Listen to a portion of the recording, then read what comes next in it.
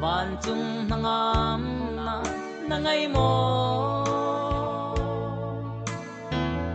vlei cho in cho kholo mi o lei hian in zo lo kan nang la sung tung a chun zai ta la than em ha mo van chung lo sung bik na ngai chang mo a tu a ko lo nang cha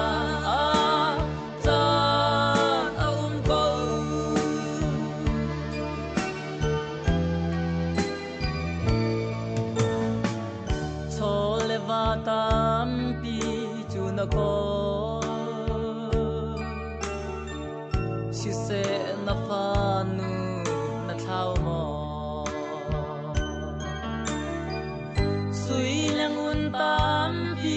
chu na ko si se na fa pa na thao mo vlei cho va sui mun si lo fanu papa ko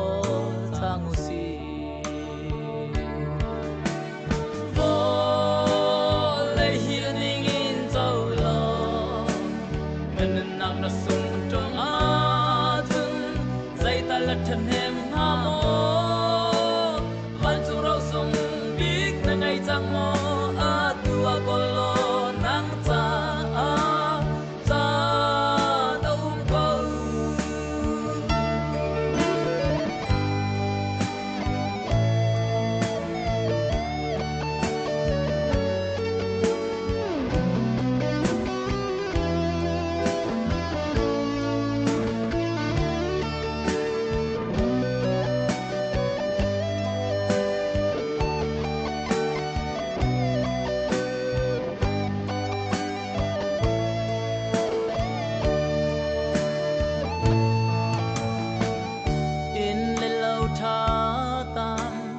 ko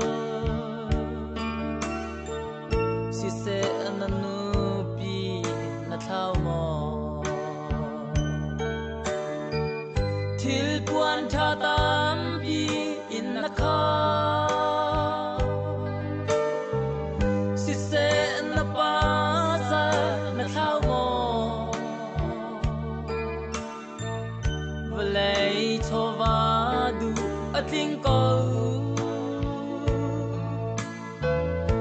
se na pa thian na thao mo o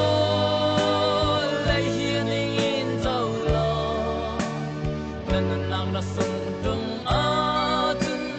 zai ta la that hem ha mo